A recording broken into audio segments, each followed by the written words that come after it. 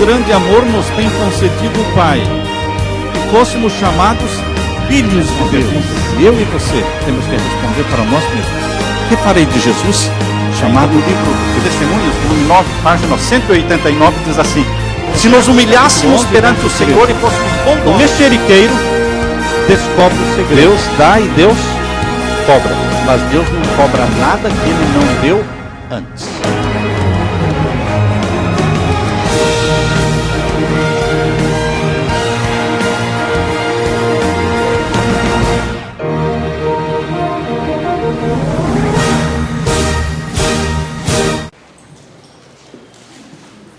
Vamos orar então, mais uma vez. Pai Santo, estamos na Tua presença mais uma vez. Amém. Agradecidos pelo privilégio da comunhão que tivemos de manhã. E agora obrigado, porque o Senhor nos trouxe mais uma vez para estudarmos a Tua palavra. Amém. Mostra-nos a Tua vontade e a Tua verdade. Ilumina-nos com a presença do Espírito Santo aqui conosco agora. Que seja exaltado o Teu nome, unicamente, em nome de Jesus. Amém. Amém. Queridos, quando você estuda a profecia bíblica, principalmente o Apocalipse, você descobre que Deus trabalha em ciclos de 7. Deus trabalha em ciclos de 7, isso você já vem desde o Gênesis, né? Que Deus fez a semana da criação em 7 dias.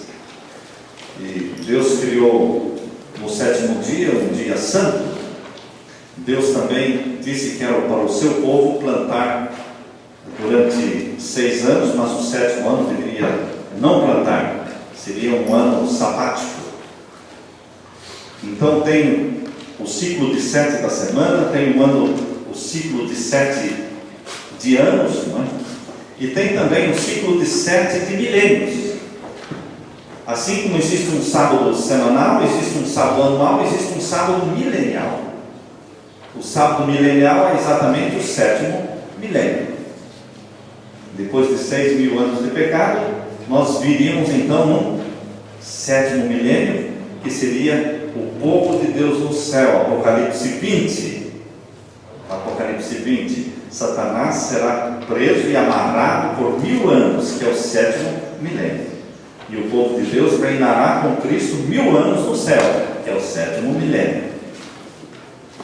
Deus trabalha em ciclos de 7. No Apocalipse também você encontra as 7 igrejas, aí você encontra os 7 selos, depois encontra as 7 trombetas, e aí as 7 pragas. Você tem também os 7 trovões, em Apocalipse capítulo 10, você tem também os 7 reis, em Apocalipse capítulo 17. Então você vê que todo o Apocalipse está cheio de ciclos de 7. Mas existe uma sequência. Nos ciclos de 7 do Apocalipse, você pode ver uma sequência. Por exemplo, o primeiro ciclo de 7 são as 7 igrejas. Começando no capítulo 2 de Apocalipse, você tem as 7 igrejas. A primeira igreja é Éfeso, depois é Esmirna, depois é Pérgamo, depois é Tiatira, depois é Sardes, depois é Filadélfia, e então finalmente a última igreja é Laodiceia. 7 igrejas, que é a história do povo de Deus na terra, em 7 capítulos. Desde que Jesus fundou a igreja cristã, ela vem se desenvolvendo e passando por 7 fases diferentes. E a última fase é a fase de Laodiceia, que começou em 1844. Porque Éfeso começou no ano 31, com a morte e ascensão de Jesus. Quando Jesus morreu, ressuscitou e subiu ao céu, começou então a era de Éfeso, que é a primeira carta do Apocalipse, do capítulo 2. Éfeso durou do ano 31 ao ano 100, que foi o período da igreja dos apóstolos vivos. O último apóstolo João, o discípulo amado, morreu após o exílio dele na ilha de Patmos. Então termina a era de Éfeso e começa a era de Esmirna. Foi um período do ano 31 até o ano 100 ao ano 313. Esse foi um período de grande perseguição, muita perseguição. Esmirna quer dizer mirra. Mirra é uma planta que exala um perfume agradável quando esmagada. E exatamente quando a igreja de Deus foi esmagada pela perseguição no período de Esmirna, ela exalou um perfume de sinceridade, de fidelidade. Foi um período de perseguição do ano 100 ao ano 313, dezenas de perseguições. E esse período de Esmirna terminou com uma perseguição de 10 anos, que foi do ano 303 a 313, período consecutivo de 10 anos de perseguição. Então, depois do período de Esmirna, vem o período de Pérgamo, do ano 313 ao ano 538. Pérgamo quer dizer elevação. A igreja foi elevada. No período de Pérgamo, a igreja foi exaltada. Deixou de ser perseguida, pisada, morta. Por quê? Porque no período de Pérgamo, o imperador romano Constantino, ele se converteu ao cristianismo. E ele então proclamou que a religião do Estado romano agora era o cristianismo. E no período de Pérgamo, as igrejas pagãs foram transformadas em catedrais cristãs. E então, a mamãe de Constantino, a rainha Helena, ela começou a comprar os lugares na Palestina, os lugares na Terra Santa, todos os lugares por onde Jesus andou na Terra Santa. Ela foi comprando os sites, os lotes, e foi construindo igrejas. Foi a maior construtora de igrejas, a rainha Helena, mãe de Constantino. Então o cristianismo foi exaltado no período de Pérgamo, que foi de 313 a 538. Porém, no período de Pérgamo, queridos, a igreja, ao ser exaltada, ao ser elevada à posição de igreja estatal, ela se corrompeu. O paganismo entrou para dentro da igreja cristã. E agora quem liderava a igreja era Constantino, o imperador. Ele que convocava os concílios da igreja. Ele que fazia a agenda dos concílios da igreja. E foi ele que introduziu então, no dia 7 de março do ano 321, uma lei que dizia que todos descansem no venerável dia do sol.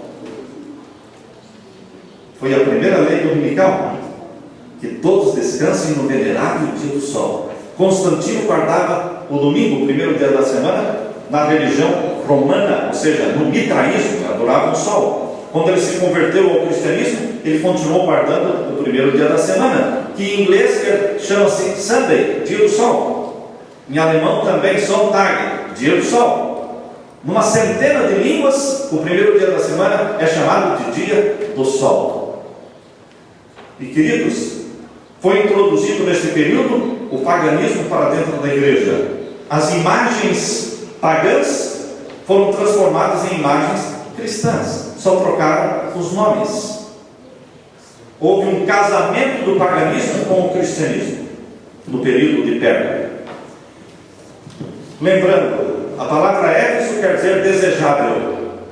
A igreja no primeiro período, do ano 31 ao ano 100, foi uma igreja desejável, amante de Deus, fiel, os apóstolos vivos. Depois veio Esmirna, foi uma igreja perseguida, mas fiel. Depois veio Pérgamo, uma igreja que se corrompeu. Depois de Pérgamo vem Tiatira, do ano 538 até o ano 1517. O período de Tiatira foi um período de supremacia, de domínio, porque agora havia um casamento entre igreja e Estado. E o bispo de Roma passou a ser favorecido pelo imperador romano. E então o bispo de Roma começou a ganhar poder, status, autoridade sobre os demais bispos das igrejas menores do interior. O bispo da capital se tornou prepotente e começou a mandar nos outros, excomungar os outros, porque ele era o bispo da capital de Roma, que era a maior cidade do mundo. Esse foi o período de Tiatira, que durou até 1517, quando veio a reforma protestante. Martinho Lutero, em 1517, pregou as 95 teses, protestando contra os erros da sua igreja. Martinho Lutero era um monge fiel, um padre fiel, e ele viu que a sua igreja estava praticando alguns erros que não eram apoiados pela palavra de Deus. Ele escreveu 95 teses contra os erros e pregou na porta da igreja de Wittenberg, na Alemanha, em 1517. Então nós vemos que em 1517 acabou o período de Tiatira, porque aí começou o período de Sardes. O período de Sardes foi o período da reforma protestante. Cântico de alegria, quer dizer a palavra Sardes. Cântico de alegria. O período de Sardes durou de 1517 a 1798. Em 1798 começou então o período de Filadélfia. Filadélfia quer dizer amor fraternal. Nesse período de Filadélfia foi o período em que surgiram as sociedades bíblicas. Amor fraternal. Nunca houve tanto amor como no período de Filadélfia. Quando você lê a carta que Deus escreveu à igreja de Filadélfia, que está no capítulo 2 de Apocalipse, você pode ler, já está no capítulo 3 de Apocalipse, do verso 7, capítulo 3 de Apocalipse, do verso 7 até o verso 13, é a igreja de Filadélfia. Você percebe que não tem nenhuma repreensão, só elogios. Foi no ano 1798 a 1844, foi o período das sociedades bíblicas. Em 1804 surgiu a primeira sociedade bíblica, a inglesa. Depois surgiu em 1804. Em 1814 surgiu outra sociedade bíblica, que foi a americana, depois a escocesa, 1816 e assim por diante. Foi o período das missões, dos missionários invadindo o mundo, pregando o Evangelho. Foi nesse período que as grandes missões para a Índia, missões para a China, para a África, foi esse período de Filadélfia. Depois de Filadélfia vem então Laodiceia, que é o último período da história de Deus na Terra. O período de Filadélfia está no capítulo 3, o melhor período de Laodiceia está no capítulo 3, verso 14 em diante. Vocês podem perceber que esse período de Laodiceia é um período de mornidão. Aqui no capítulo 3, verso 15: eu sei as suas obras, que nem és frio nem quente. Tomara que foras frio ou quente. Assim, porque és morno e não és frio nem quente, vomitar-te-ei da minha boca. Então, a característica do cristianismo no período de Laodiceia é mornidão. Mas você não pode cruzar o braço e falar, viu? Essa é a nossa característica. Não dá para ser diferente, porque Deus, que conhece o fim desde o princípio, já disse que seria assim. Mas nós não precisamos ser mornos. Nós podemos ser cristãos ativos, dinâmicos, aquecidos pelo fogo do Espírito Santo. Por isso que Jesus está dizendo aí no capítulo 3 e no verso, vamos ler aí capítulo 3, o verso 18: aconselho-te que de mim compres ouro provado no fogo. Esse ouro provado no fogo é o amor verdadeiro, para que te enriqueças. Vestes brancas para que te vistas. Esta é a justiça de Jesus, que você e eu carecemos da justiça de Jesus. E colírio para que unjas os teus olhos. Esse é o Espírito Santo, o colírio do Espírito Santo. Queridos, esse período de Laodiceia é o período do juízo. Por que é o período do juízo? Porque a palavra Laodiceia quer dizer povo do juízo. Cada nome escolhido das 7 igrejas tem um significado. Éfeso, desejado. Esmirna, mirra, planta que seria esmagada para produzir o perfume. Pérgamo, exaltado. Tiatira, sacrifício de contrição. Sardes, cântico de alegria. Filadélfia, amor fraternal. E Laodiceia, povo do juízo. O povo do juízo vive no período de Laodiceia. Começou em 1844. E por que de 1844 para frente é o povo do juízo? Porque a profecia de Daniel 8,14 diz: até 2.300 anos, ou seja, até 2.300 tardes e manhãs. 2.300 tardes e manhãs em profecia são 2.300 anos. E o santuário será purificado. Os 2.300 anos acabaram em 1844. Começou o juízo celestial, a hora do juízo. Por isso Laodiceia começou em 1844. Como Deus ama trabalhar em ciclos de 7, nós só entenderemos o Apocalipse se respeitarmos os ciclos de 7 que Deus estabeleceu. Se nós não entendermos os ciclos de 7, não vamos entender o Apocalipse.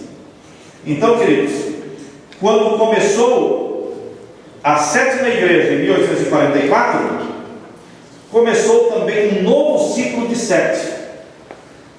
Em cada 7 começa um novo ciclo de 7. Em 1844 começou a sétima igreja. Junto com a sétima igreja começaram os 7 selos.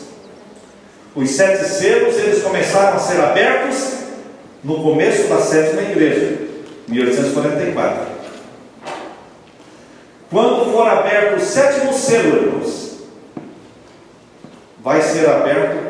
vai começar o período das 7 trombetas. As 7 trombetas só começarão a ser tocadas quando o 7º selo for aberto. Em cada 7º abre-se um novo ciclo de 7. Quando a 7ª trombeta for tocada, começam as 7 pragas. Deus estabeleceu um ciclo de 7 no Apocalipse, fazendo com que em cada 7 se abra um novo ciclo de 7. Repetindo, 1844 começou a sétima igreja e o livro de 7 selos começou a ser aberto dentro do período da sétima igreja. Quando chega ao 7º selo, que ainda está dentro do período da sétima igreja, quando chega o 7º selo e se abre o 7º selo, aí começam as 7 trombetas. As 7 trombetas estão dentro do 7º selo, que está dentro da sétima igreja. Estão percebendo?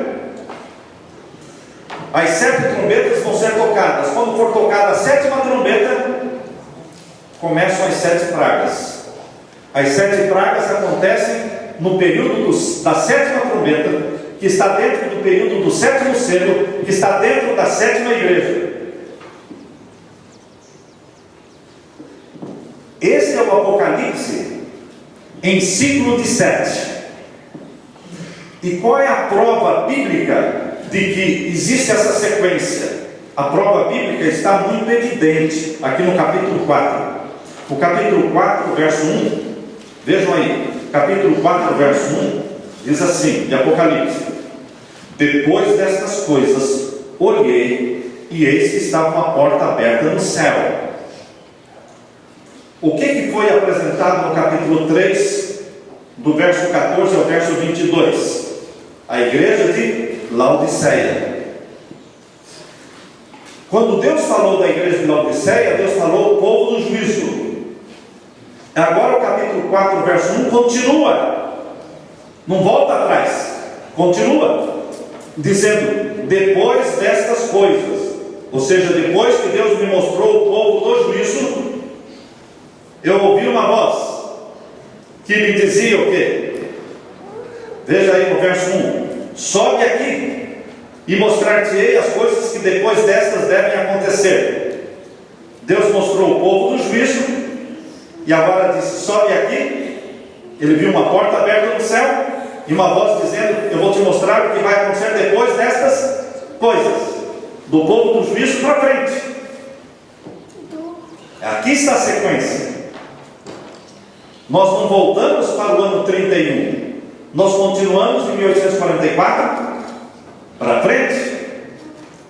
Estão acompanhando? Aí então é que Deus mostrou a sala do juízo. Deus primeiro mostra o povo do juízo, para depois mostrar a sala do juízo, o tribunal, que é o trono de Deus no centro, capítulo 2, capítulo 4, verso 2. E logo foi arrebatado o Espírito, e eis que um trono estava posto no céu, e um assentado sobre o trono. E o verso 4: e ao redor do trono havia 24 tronos. Ali estava montada a sala do juízo, o tribunal celestial. Queridos, Deus, através desta revelação em sequência, em ciclos de 7, é muito convincente. Porque quando você começa a montar um quebra-cabeça e coloca a peça errada, não fecha, não se ajusta. Mas quando você vai colocando as peças corretamente, tudo vai se encaixando. Então, vem as 7 igrejas, e aí na 7ª igreja Deus fala: agora eu vou mostrar para você, povo do juízo, agora eu vou mostrar para você a sala do juízo. E mostra a sala do tribunal. E mostra Deus o Pai assentado sobre o trono. E os 24 anciãos assentados sobre outros 24 tronos. E agora Deus diz: agora eu vou te mostrar o livro do juízo.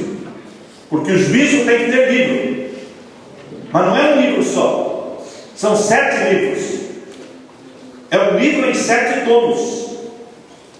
É um livro em 7 volumes. E ele está selado na mão do Pai. Capítulo 5. Veja aí no capítulo 5. Capítulo 5 do Apocalipse. E o verso 1. E vi na destra do que estava sentado sobre o trono um livro, escrito por dentro e por fora, selado com 7 selos. 7 selos, que são 7 tomos. Cada selo que se abre um tomo. E aí você vê o conteúdo do livro. Abre o segundo livro, aí você vê o conteúdo do segundo livro. E assim vai, um por um, sendo abertos no juízo. Porque esse livro foi dado para o leão da tribo de Judá. No capítulo 5, verso 7, você vê que o leão da tribo de Judá entrou na presença do Pai e pegou o livro. Depois que ele pegou o livro, ele começou a abrir o livro. Mas ele entrou no Santíssimo do Santuário Celestial. Foi lá que ele recebeu o livro da mão do Pai. E ele começou a abrir o livro no Santíssimo. É o juízo. Queridos, o livro dos 7 selos contém a história do julgamento celestial. A história de como Jesus Cristo age para justificar o caráter de Deus e defender Deus. E Ele vai julgar todos os seres humanos. Todos os seres humanos passam em juízo. E cada um dos selos representa um grupo de pessoas sendo julgado no juízo celestial. O primeiro selo que ele abre no capítulo 6.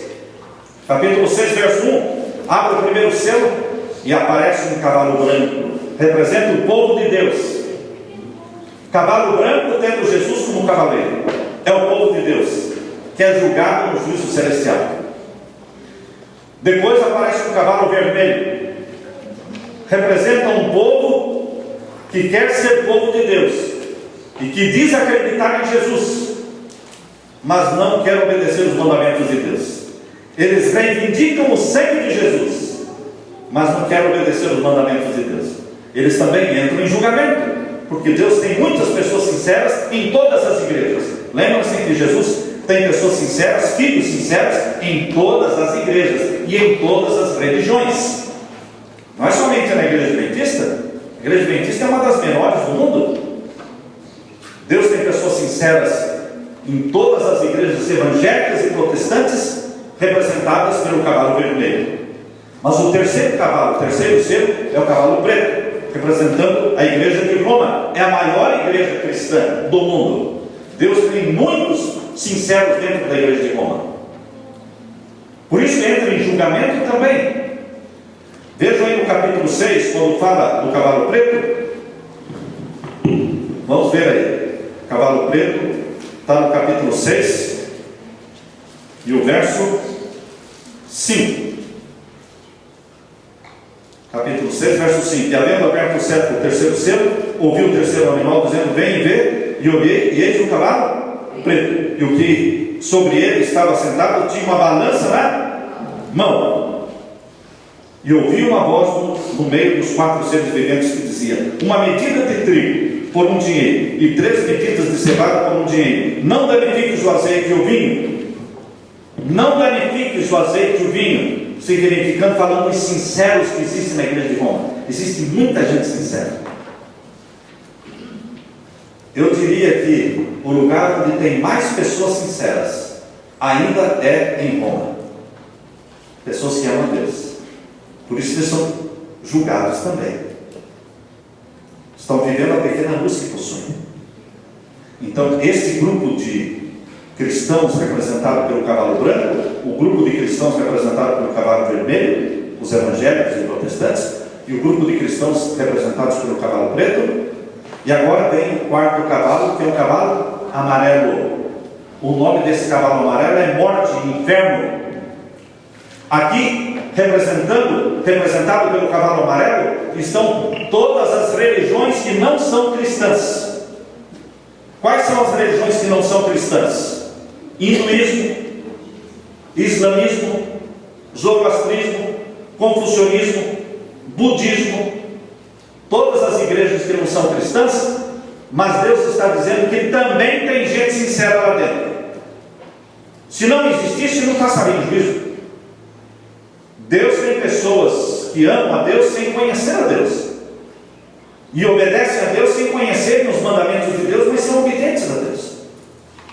E Deus vai salvar pessoas dentro do budismo, dentro do islamismo, dentro do shintoísmo, dentro do hinduísmo. Por isso, o cavalo amarelo representa as igrejas não cristãs. Aqui estão todos os grupos de pessoas sendo julgados: o povo de Deus, o povo protestante evangélico, o povo romano e os não cristãos também. Aí vocês veem no quinto selo o grupo dos mártires. O quinto selo, vocês veem aí o grupo dos mártires, capítulo 6 e o verso 9. E havendo aberto o quinto selo, vi debaixo do altar as almas dos que foram mortos por amor da palavra de Deus e por amor do testemunho que deram. E clamaram com grande voz, dizendo: até quando, ó verdadeiro e santo dominador, não julgas e vingas o nosso sangue dos que habitam sobre a terra? O grupo dos mártires é formado por todos aqueles que morreram como mártires, derramaram sangue por amor a Jesus. São milhões deles. Eles pertencem ao cavalo branco, porque pertencem ao povo fiel de Deus. Mas como eles não estão sendo julgados, e todos os outros estão sendo julgados, e eles não, eles perguntam: até quando? Até quando não nos julgas? Estão vendo a pergunta que esse grupo faz no capítulo 6, no quinto selo, o verso, vamos ler aí, verso 9, né? E havendo aberto o quinto selo, vi debaixo do altar as almas dos que foram mortos por amor da palavra, ou seja, os mártires. Verso 10. E clamavam com grande voz, dizendo: até quando, ó verdadeiro e santo dominador, não julgas e vingas o nosso sangue dos que habitam sobre a terra? Porque os outros estavam sendo julgados, e eles não. Até quando? Qual foi a resposta que Deus deu? Verso 11. E a cada um foi dada uma comprida veste branca, e foi-lhes dito que repousassem ainda um pouco de tempo, até que também se completasse o número dos seus conservos, os seus irmãos, que haviam de ser mortos como eles foram. O grupo dos mártires, embora pertença ao cavalo branco, eles são julgados à parte. São julgados especificamente num tempo à parte. Só quando eles vão ser julgados? Quando se completar o número dos mártires. Quando é que vai se completar o número dos mártires? Quando sair o decreto dominical, quando vier a perseguição para aqueles que não querem transgredir os mandamentos de Deus. Alguns derramarão o seu sangue por amor a Jesus. Dia a dia existem mártires morrendo. Vocês sabem que, embora a imprensa, a mídia não proclame isso, não anuncie, mas são milhares de mártires por ano. Milhares de mártires por ano. Nos países islâmicos, milhares morrem e a imprensa nem noticia, nem ficamos sabendo. Agora na guerra lá na Síria, muitos cristãos estão sendo mortos, mas os jornais não contam. O número dos mártires está se completando. Quando esse número se completar, eles vão ser julgados, assim como os outros grupos estão sendo julgados. Então, queridos, quando vem agora o sexto selo, vejam aí no capítulo 6 e o verso 12. Verso 12. E havendo aberto o sexto selo, olhei e eis que houve um grande tremor de terra, o sol tornou-se negro como saco de silício, e a lua tornou-se como sangue. Isso é quando abriu o sexto selo. E as estrelas do céu caíram sobre a terra, como quando a figueira lança de si os seus figos verdes, abalada por um vento forte. E o céu vai se retirar como um livro que se enrola, e todos os montes e ilhas foram removidos do seu lugar. haverá uma catástrofe universal na abertura do sexto selo, mostrando para o mundo que é chegada a hora do juízo dos vivos. Como é que nós sabemos que o sexto selo está anunciando a chegada do juízo dos vivos? Como nós sabemos? Porque todo o capítulo 7 está explicando o juízo dos vivos. O capítulo 7, a Bíblia, quando foi escrita, não tinha capítulo e nem versículo. Os capítulos ajudam a pessoa e também atrapalham, porque a pessoa que está lendo a Bíblia, quando ele chega no capítulo 7, ele entende que é um outro assunto, que o sexto selo acabou.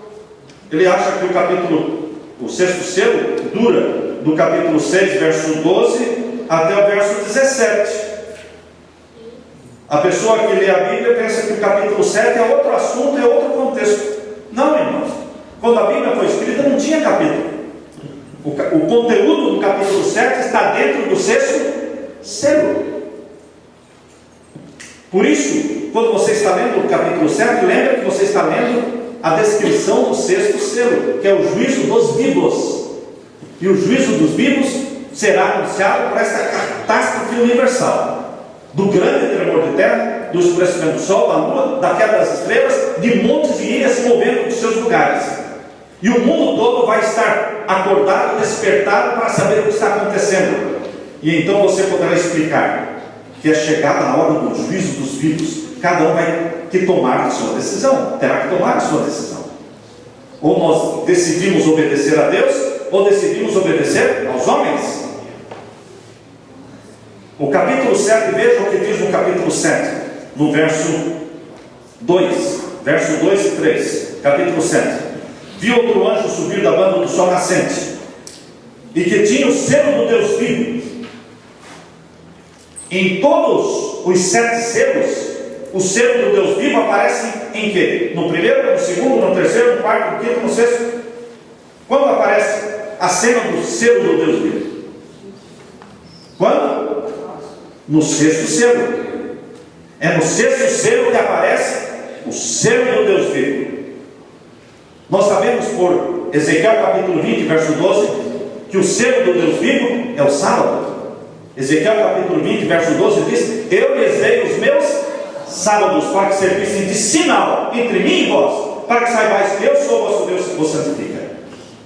Segundo a Bíblia, o sábado, o sétimo dia da semana, é o sinal de que Deus é o Criador dos céus e da terra. E quando nós guardamos os mandamentos de Deus, guardamos o sábado, nós estamos dizendo ao mundo todo que o evolucionismo é uma teoria falsa, mas que o criacionismo é um ensinamento bíblico verdadeiro, porque Deus criou os céus e terra. Nós fomos feitos à imagem e à semelhança de Deus. Eu não vim ao mundo à imagem e à semelhança de um chimpanzé, de um macaco. Não. Eu fui criado à imagem e à semelhança de um Deus que tudo fez. Deus disse: façamos o homem à nossa imagem. Homem e mulher foram criados à imagem de Deus. Então, queridos, nós não viemos do jardim zoológico, como ensina o evolucionismo. Nós viemos do jardim do Éden. Há uma grande diferença entre o jardim zoológico e o jardim do Éden. Os dois têm animais. No jardim do Éden tinha muitos animais, e no jardim zoológico tem muitos animais.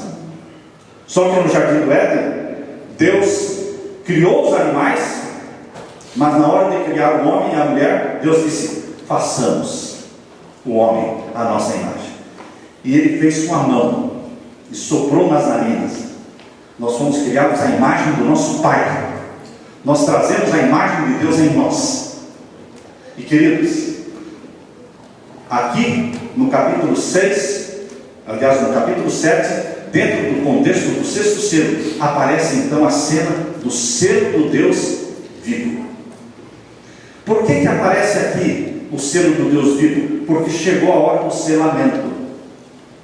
Deus fala do selo do Deus vivo na hora do selamento. Selamento é julgamento. Quem é selado está julgado. Selar uma pessoa para a vida ou selar uma pessoa para a morte. Isso é selamento. Selar alguém para a vida eterna é selar com o selo do Deus vivo. E selar uma pessoa para a morte eterna é selar com o selo e o sinal da besta. Então, queridos, o selamento, o julgamento dos vivos aparece no contexto do sexto selo.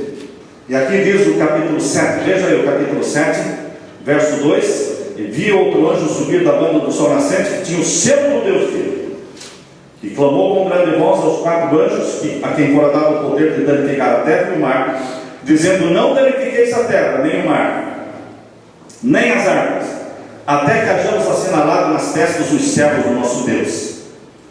E aí fala quem são os servos do nosso Deus, que vão ser assinalados. Começa falando no verso 4, que são 144 mil.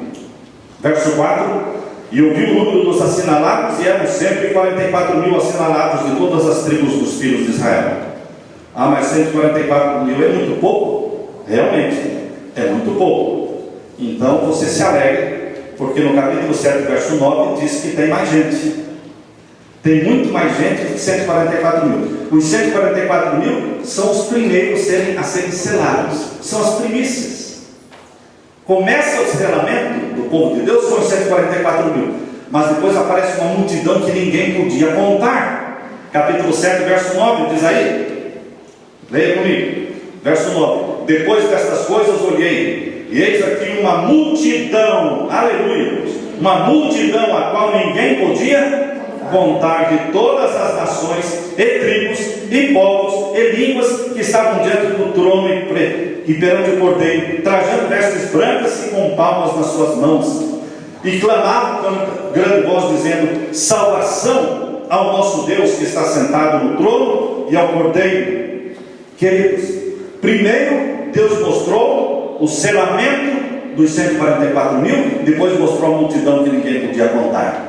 Aqui você vê as primícias dos salvos, 144 mil, e aí você vê a grande seara dos salvos, que é a grande multidão que ninguém podia contar. Primícia e seara, todos selados pelo selo do Deus vivo, todos passando pelo período chamado de grande tribulação. Todos eles passam por esse período da grande tribulação, no capítulo 7. Leia aí o capítulo 7 e o verso 13. Verso 13: e um dos anciãos me falou, dizendo: estes que estão vestidos de vestes brancas. Quem são os que estão vestidos de vestes brancas? Tanto as primícias dos 144 mil, como a grande multidão que ninguém podia contar. Estes que estão vestidos de vestes brancas, quem são? E de onde vieram? Verso 14: e eu lhes disse: Senhor, tu sabes.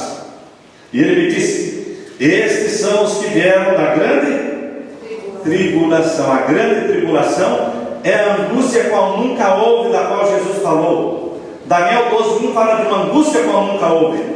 Mateus capítulo 24, Jesus fala de uma angústia qual nunca houve. Essa é a grande tribulação dos últimos dias. Eles passam por esse período da grande tribulação.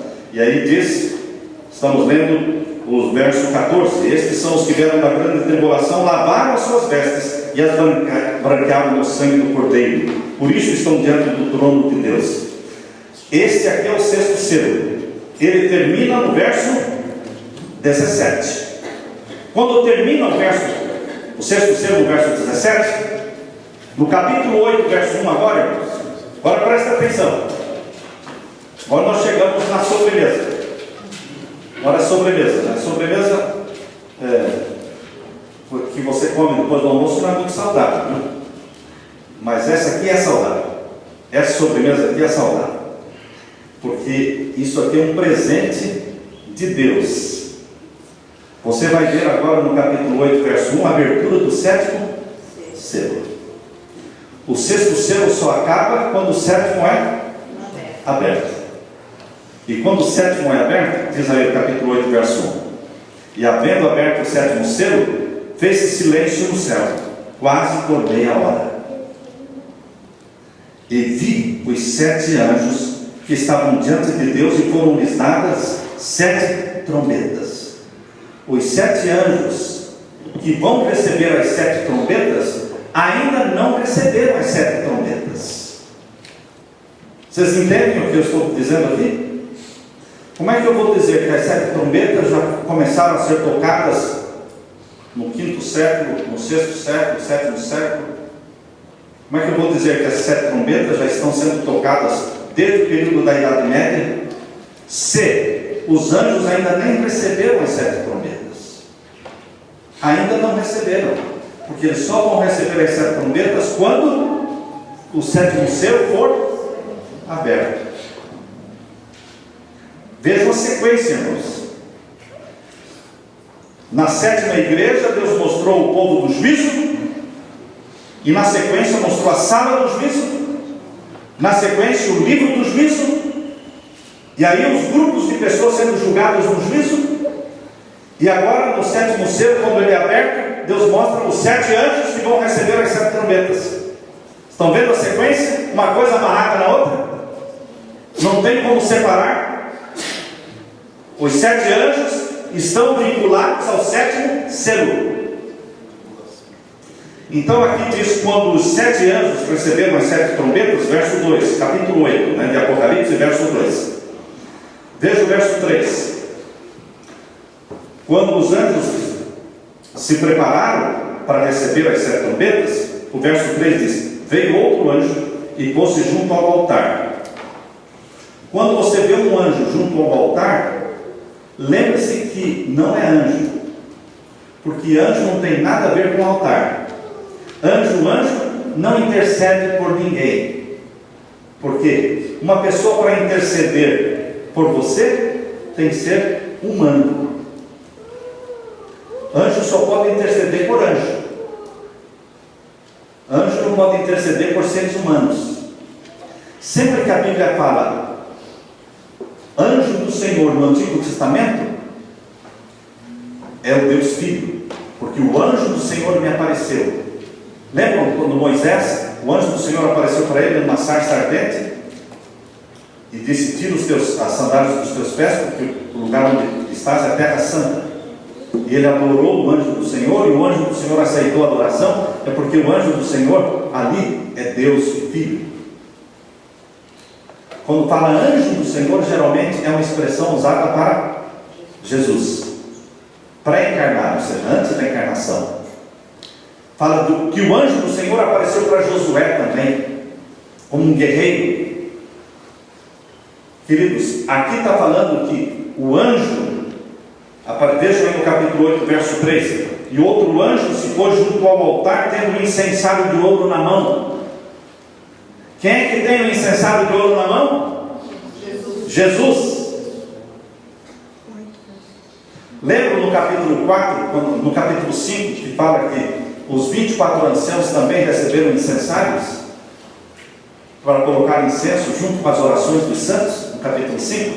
Então, eles ajudam Jesus na obra sacerdotal, porque eles são humanos. Aqui está falando do anjo que tem o incensário de ouro. O incensário de ouro só o sumo sacerdote tinha. No lugar santíssimo existia um incensário de ouro. No lugar santíssimo existia a arca do concerto, com os 10 mandamentos dentro. Existia a vara de Arão, que floresceu. Existia um recipiente com um maná. E o que mais existia? Além dos 10 mandamentos na arca, a vara de Arão, o maná, o que mais tinha? Um incensário de ouro, que era usado no dia do juízo, pelo sumo sacerdote, que era o único que entrava no lugar santíssimo. Aqui está falando de um anjo que tem um incensário de ouro na mão. Está falando do nosso sumo sacerdote no santuário do céu, Jesus. E ele pega esse incensário de ouro, leia aí o verso 3. E veio outro anjo, pôs-se junto ao altar, tendo um incensário de ouro, e foi-lhe dado pouco incenso ou muito? Muito incenso. Muito incenso é para fazer uma intercessão grande. A última intercessão, irmãos, é feita no 7º selo. Lembrem-se que desde o primeiro selo, Jesus está defendendo e julgando, defendendo e julgando, defendendo e julgando, desde o primeiro selo. Mas quando chega no 7º selo, Jesus recebe muito incenso para colocar no incensário de ouro, porque vai ser a última intercessão. E a última intercessão vai trazer uma conversão muito grande. Vocês já ouviram falar da conversão da grande multidão? A conversão daqueles que são chamados da hora undécima, os conversos da hora undécima. Será uma multidão muito grande de gente sincera, que antes de Jesus jogar o incensário, sobre a terra e fechar a porta da graça, ele vai fazer uma grande intercessão. Por isso ele pega o incensário de ouro e o enche com muito incenso. Vejam aí o verso 3, eu estou lendo. E foi-lhe dado muito incenso. Para quê? Para quê? Estão lendo comigo? Para opor com as orações de todos os santos sobre o altar de ouro que está dentro do trono de Deus.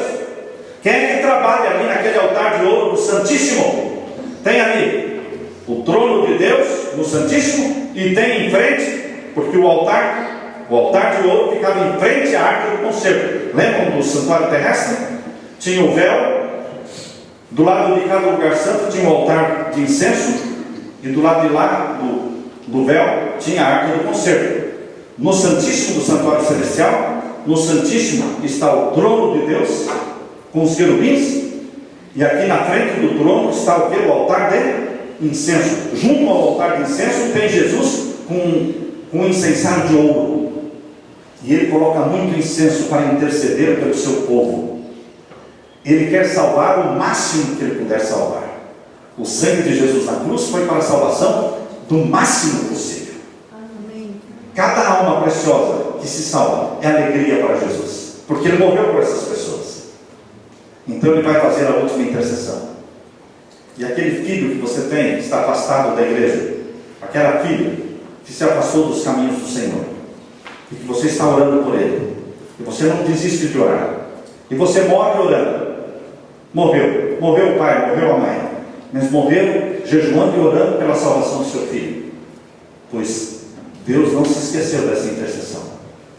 Quando você morre orando, a oração não morre. Lembra-se, meu irmão, que orações não morrem.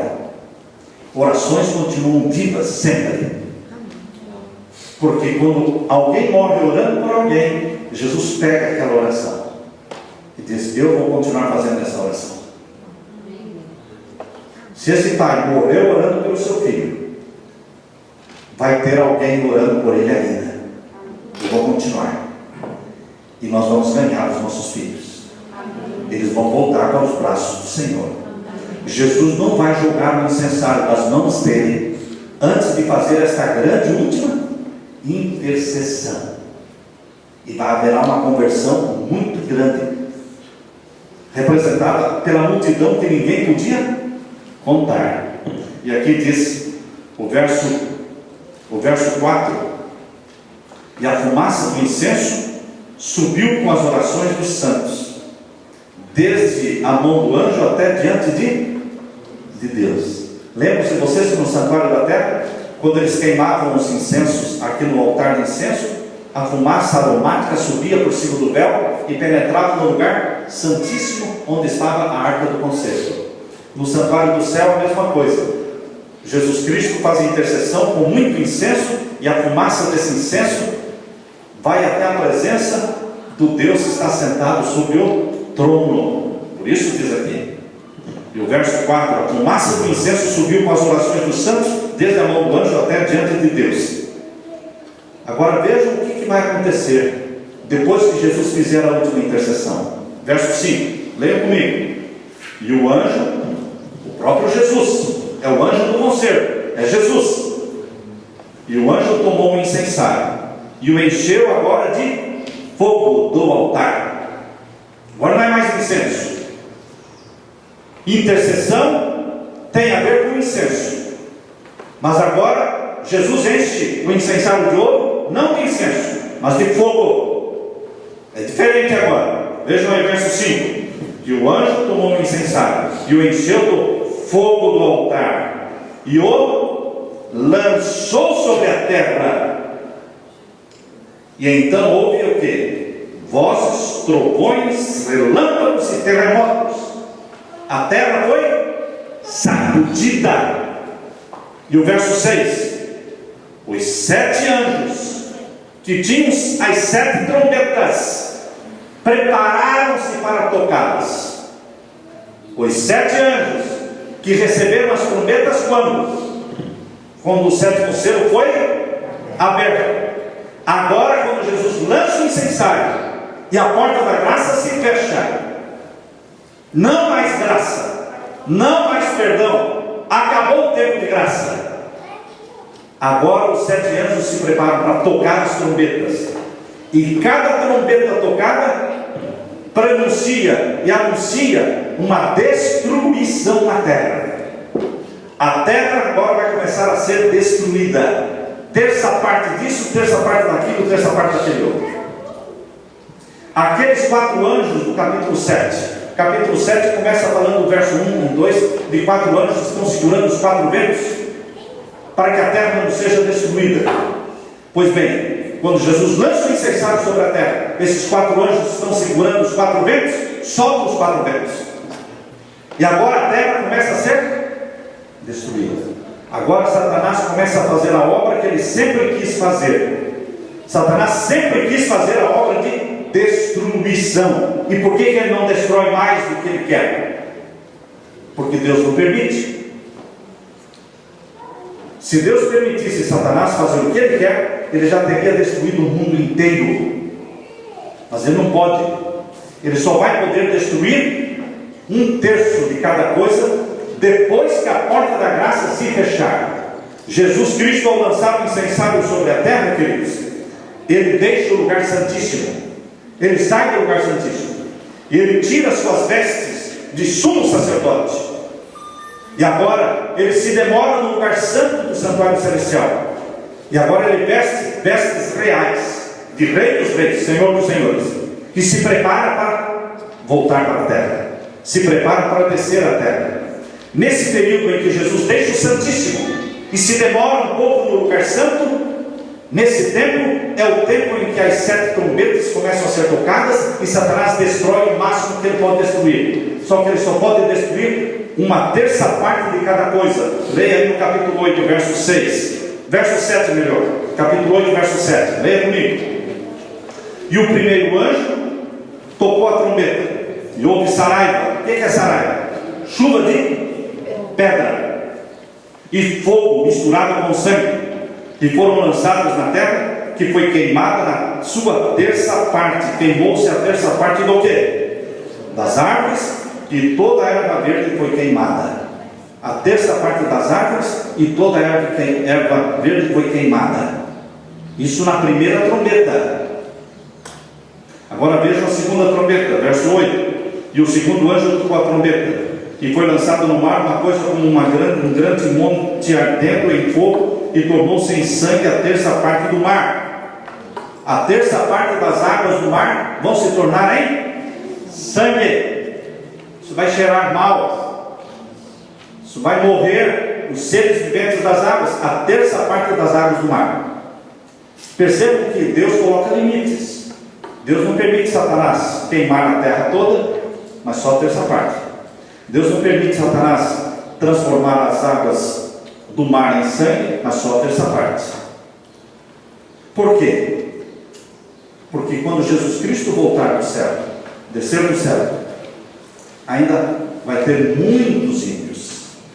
Se Satanás pudesse, ele destruiria tudo antes da volta de Jesus, para que a volta de Jesus fosse um fiasco. Entende? Ele gostaria de estragar, mas não. Deus colocou limites.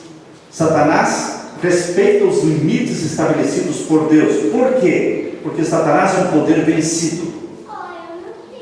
Satanás foi derrotado por Jesus primeiro no céu, expulso do céu. Satanás foi derrotado por Jesus no jardim, lá no deserto da tentação. Por 40 dias Jesus jejuou, e no final dos 40 dias Satanás apareceu e foi derrotado por Jesus nas 3 tentações. Satanás foi derrotado por Jesus no jardim de Getsemane. Jesus derrotou a Satanás na cruz do Calvário. Jesus derrotou a Satanás na manhã da ressurreição, quando os túmulos, Jesus Cristo, o túmulo foi aberto, e Jesus ressuscitou e declarou sobre o túmulo aberto: eu sou a ressurreição e a vida. A vontade de Satanás era que Jesus permanecesse dentro do túmulo, porque um Jesus morto não podia cumprir com as promessas. Mas agora Jesus ressuscitou. E agora Satanás sabia que o tempo dele estava contado.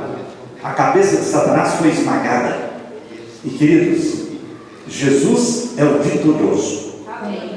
Satanás é um poder derrotado, por isso ele obedece os limites que Deus estabeleceu. Depois que Jesus fechar a porta da graça, lançando o incensário sobre a terra, ele vai queimar a terça parte da terra e transformar. Depois vem a terça parte das águas do mar, se transformando em sangue. E agora vejam a terceira trombeta, capítulo 8 melhor, verso 9. Vamos ver verso 10, né? Terceiro anjo tocou a sua trombeta, verso 10. Terceiro anjo tocou a sua trombeta e caiu do céu uma grande estrela, ardendo como uma tocha, e caiu sobre a terça parte dos rios e sobre as fontes das águas. E o nome da estrela era Absinto. E a terça parte das águas tornou-se em absinto, e muitos morreram das águas porque se tornaram amargas. A terceira trombeta anunciou a queda de uma estrela, uma grande estrela, diz aqui. Quando foi tocada a terceira trombeta, caiu do céu uma grande estrela. Estrela em profecia é anjo. Grande estrela é um grande anjo que cai do céu, e ele então torna as águas potáveis, as águas doces, transforma em águas amargas a terça parte das águas potáveis. Já existe muito pouca água para se beber no mundo. Agora Satanás vai tornar as águas doces, terça parte das águas doces vão se tornar amargas. Perceberam como o povo vai ter sede? Muitos vão morrer de sede. O povo de Deus vai ter sua água. O povo de Deus vai ter o seu pão. Mas os ímpios vão morrer de sede e vão morrer de fome. Porque Deus prometeu pão e água para o seu povo, somente. Por isso diz aqui, irmãos, essa grande estrela é o grande anjo, cujo nome é Absinto. Ele amarga a vida das pessoas. É Satanás. E aqui diz o verso 12: e o quarto anjo tocou a sua trombeta, e a terça parte do sol, e a terça parte da lua, e a terça parte das estrelas, para que a terça parte deles se escurecesse. Então haverá trevas. A terça parte da terra, não é? Sofrerá escuridão. Será semelhante à noite, diz aí. E vejam aí o capítulo 9, o quinto anjo tocou a sua trombeta, e viu uma estrela que do céu caiu na terra. Essa estrela que caiu do céu na terra continua sendo Satanás. E foi-lhe dada a chave do poço do abismo. E abriu o poço do abismo, e subiu fumaça e fogo, como a fumaça de uma grande fornalha. E da fumaça, verso 3, e da fumaça vieram gafanhotos sobre a terra, e foi-lhe dado o poder, como o poder que tem os escorpiões da terra. E foi-lhe dito que não fizesse dano à erva da terra. Por que na quinta trombeta ele não pode fazer dano à erva da terra? Porque tudo que ele podia queimar, ele já queimou na primeira trombeta. Tudo que ele podia queimar de erva ou de árvore, ele já fez na primeira trombeta. Ele já esgotou a terça parte. Por isso no quinto selo, na quinta trombeta, ele não pode queimar mais nada. Então o que ele vai fazer na quinta trombeta? Veja, verso 4: foi-lhe dito que não fizesse dano à erva da terra, nem a verdura alguma, nem a árvore alguma, mas somente os homens que não têm na testa o sinal de Deus. A quem Satanás vai atormentar e torturar na quinta trombeta? Os que não têm o selo do Deus vivo. Estão percebendo que as trombetas vêm depois do selamento? As trombetas vêm depois que o povo de Deus é selado. Porque os que têm o selo do Deus vivo não poderão ser atormentados por Satanás. O povo vai chorar e vai gritar de dores causadas como aquela dor causada por escorpião. Se você já viu alguém ser picado por um escorpião, você sabe como uma pessoa grita de dor. E Satanás vai torturar o povo que não tem o sinal de Deus por 5 meses. 5 meses, gemendo e gritando, como dores causadas por escorpiões. Diz aí o verso 5, capítulo 9, verso 5. E foi-lhes permitido não que os matasse, mas que por 5 meses os atormentassem. E o seu tormento era semelhante ao tormento do escorpião quando fere o homem.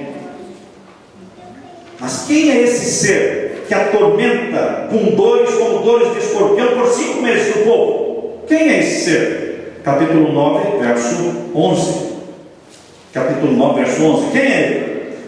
E tinham sobre si rei, o anjo do abismo. Quem é ele? O anjo do abismo. Quem é o anjo do abismo? Satanás. Ele é o anjo do abismo. E qual é o nome dele?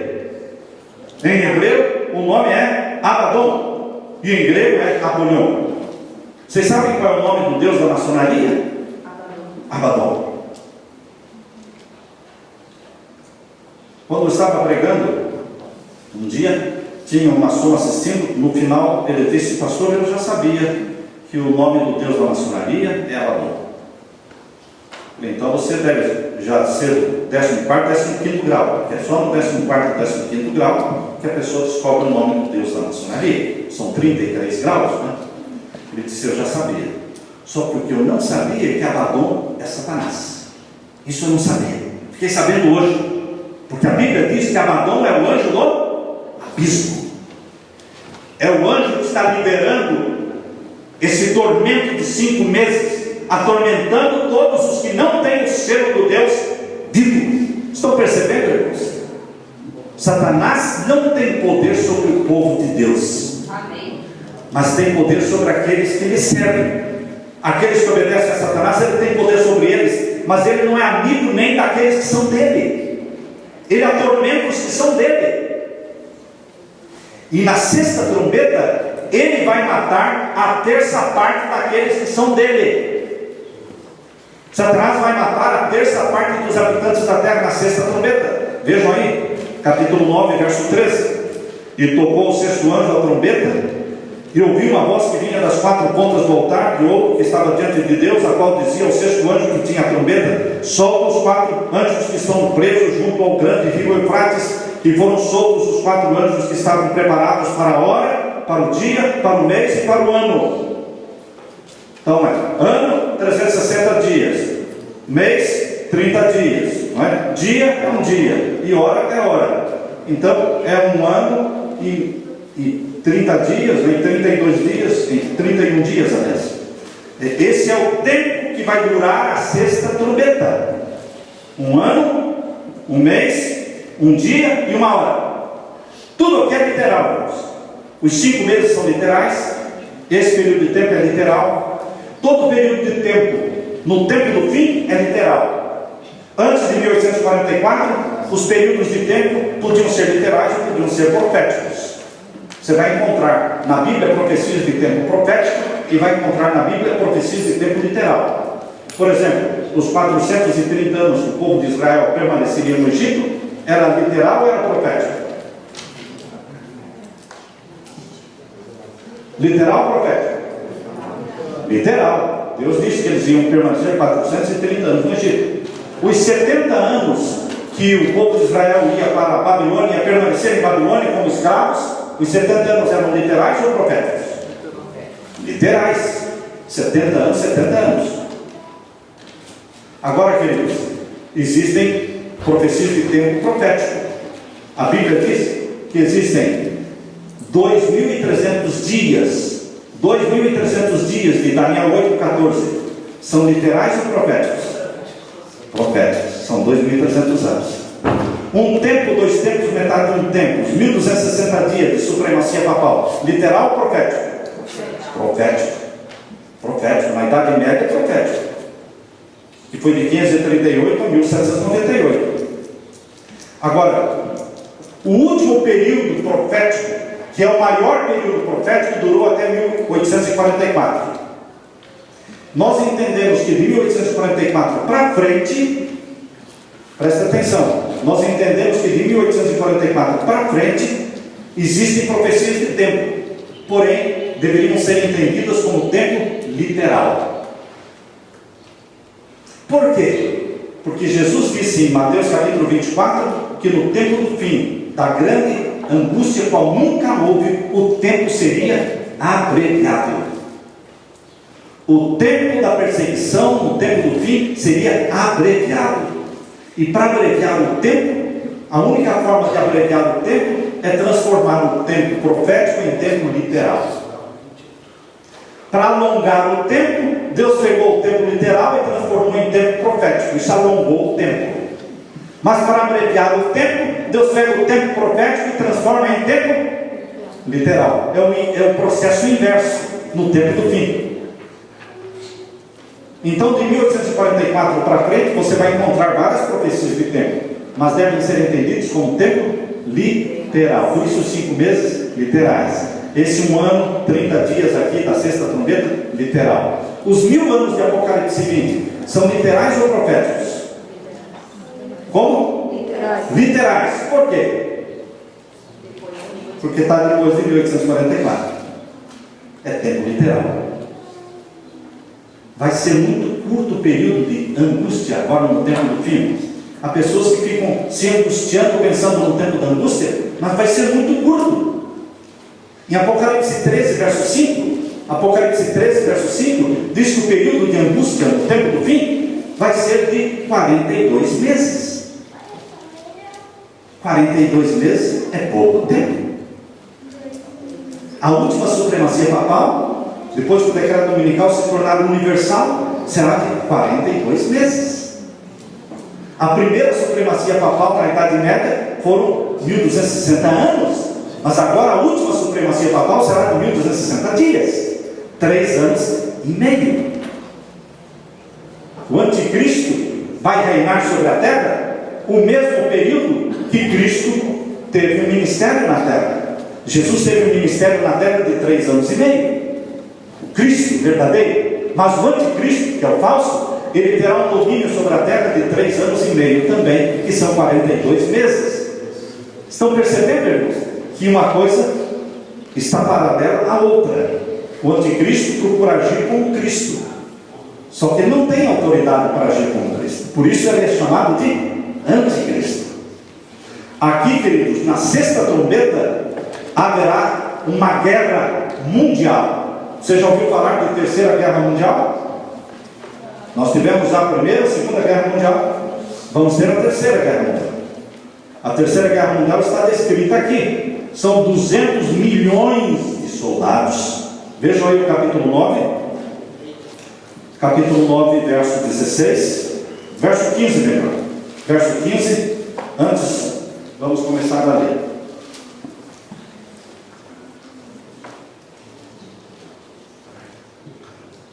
Verso 15. E foram soltos os 4 anjos que estavam preparados para a hora, e dia, mês e ano, a fim de matar de quanto? A terça parte dos homens. Sabe quanto é isso? 7 bilhões de seres vivos na terra. 7 bilhões. Terça parte é quanto? Mais de 2 bilhões, né? Mais de 2 bilhões vão ser mortos. Vejam agora o verso 16. E o número do exército, dos cavaleiros, era de 200 milhões. Vocês já pensaram num exército de 200 milhões? Nunca houve na face da terra um exército de 200 milhões. Mas também eles vão matar 1/3, mais de 2 bilhões eles vão matar. Mas por que Deus permite? Porque o povo de Deus já está selado pelo selo do Deus vivo. O povo de Deus não morrerá, porque depois que a porta da graça se fechar e as trombetas começarem a ser tocadas, o povo de Deus não é tocado. O povo de Deus vai se angustiar, sim, porque vão decretar a morte do povo de Deus. Vai ser aprovado um decreto de morte contra o povo de Deus. Só que o decreto de morte contra o povo de Deus não vai ser efetivado. Lembram-se do decreto de morte que existiu no tempo da rainha Esther? No tempo da rainha Esther saiu o decreto de morte, no tempo do rei Assuero, mas nenhum Filho de Deus morreu no dia que deveria morrer? Porque Deus colocou a mão. Assim também, queridos, o decreto de morte vai sair contra os que guardam os mandamentos de Deus. Mas isso vai acontecer após o fechamento da porta da graça. E Satanás não tem poder sobre esse povo precioso, escolhido de Deus, selado pelo selo do Deus vivo. Os anjos vão se tornar um escudos de luz vão circundar o povo de Deus. Espadas que são levantadas contra eles se quebram. Tiro, gatilho que é apertado, a bala não sai a bala. O povo de Deus não será atingido, porque eles estão selados pelo selo do Deus vivo, só aguardando a volta de Jesus. Mas Satanás vai destruir aqueles que são dele. Um terço dos habitantes da terra serão mortos. Esta é a sexta trombeta. Agora a sétima trombeta, capítulo 11. Estamos terminando. Sétima trombeta, capítulo 11, verso 15 em diante. Capítulo 11, verso 15 em diante. Tocou o sétimo anjo a sétima trombeta. Tocou o sétimo anjo a trombeta. E houve no céu grandes vozes que diziam: os reinos do mundo vieram a ser do nosso Senhor e do seu Cristo, e Ele reinará para todo sempre. Quando é que os reinos do mundo vão se tornar possessão de Jesus? Quando for tocada a sétima trombeta. E os 24 anciãos, verso 16, que são irmãos nossos que já estão lá no céu, não é? Os 24 anciãos que estavam sentados no seu trono diante de Deus, prostraram-se sobre o seu rosto e adoraram a Deus, dizendo o quê? Graças te damos, Senhor, Deus Todo-Poderoso, que és e que eras e que has de vir, que tomaste o teu grande poder e reinaste, e iraram-se as nações, e veio a tua ira, e o tempo dos mortos, para que sejam julgados, e o tempo de dares galardão aos profetas teus servos, e aos santos, e aos que temem o teu nome, a pequenos e grandes, o tempo de destruir os que destroem a terra. Agora o verso 19, irmãos. Sétima trombeta termina falando o que? Verso 19: abriu-se no céu o templo de Deus. O templo celestial vai ser aberto, e vai se ver, todo mundo vai ver, quem quer e quem não quer, todos terão que ver o que? A arca do seu concerto. O que tinha dentro da arca? Os 10 mandamentos. Aqueles que não querem ver os 10 mandamentos, aqueles que odeiam os 10 mandamentos, eles terão que olhar para os 10 mandamentos estampados no céu. Todos os olhos verão os 10 mandamentos no céu. Todos terão que ler os 10 mandamentos. Não terás outros deuses diante de mim. Segundo, não farás para ti imagem de escultura, não as servirás, não as adorarás. Terceiro mandamento: não tomarás o nome do Senhor teu Deus em vão. Quarto mandamento: lembra-te do dia do sábado para o santificar. Quinto mandamento: honra o teu pai e a tua mãe. Sexto mandamento: não matarás. Sétimo mandamento: não adulterarás. Oitavo mandamento: não furtarás. Nono mandamento: não cobiçarás, não dirás falso testemunho contra o teu próximo. E 10º mandamento: não cobiçarás a casa do teu próximo, nem a mulher do teu próximo, nem coisa alguma do teu próximo. O mundo todo vai ler, e o mundo todo que nunca guardou os mandamentos de Deus vai ler os mandamentos de Deus, e vão se voltar para os líderes religiosos deles. Membros das igrejas vão se voltar para os seus líderes religiosos e vão dizer: vocês mentiram para nós, vocês mentiram para nós, vocês não se afirmaram, vocês deram certeza para nós de que a lei de Deus tinha sido abolida e que nós não precisávamos guardar a lei de Deus. E olhem lá agora no céu, estampado a lei de Deus. E agora? Não tem mais salvação. A porta da graça já foi fechada. Eles vão se lançar contra seus líderes religiosos, vão matá-los, Queridos, mas o povo de Deus que guarda os mandamentos de Deus e tem a fé em Jesus como Salvador, eles estão protegidos. Amém. Quando a 7ª trombeta é tocada, irmãos, a lei de Deus aparece no céu. Aí começam a cair as 7 pragas. As 7 pragas vão cair rapidamente sobre a terra. Enquanto as 7 pragas estão a cair sobre a terra, Jesus sai do céu e começa a descer para a terra. Jesus começa a descer do céu para a terra enquanto as 7 pragas estão caindo sobre a terra, atingindo os ímpios, porque os salvos também não serão atingidos pelas 7 pragas. Amém, irmãos? Nesse tempo, irmãos, Deus vai anunciar o dia e a hora da volta de Jesus. É o que eu mais desejo saber, e eu não sei. O dia e a hora da volta de Jesus. Ele vai anunciar, depois que a 7ª trombeta for tocada, depois que a lei de Deus for estampada no céu, nós vamos ouvir uma voz. Aí o mundão, o povão, os ímpios não vão entender a voz. Vão entender que é um barulho de trovão, mas os salvos vão entender a voz. É a voz de Deus declarando o dia e a hora da volta de Jesus. Somente nós vamos saber o dia e a hora da volta de Jesus. Ora vem, Senhor Jesus. Esta é a bendita esperança que nós temos. Essa é a mensagem que Deus tem para você, para que você levante a cabeça e se anime, porque Deus está preparando coisas grandes para você.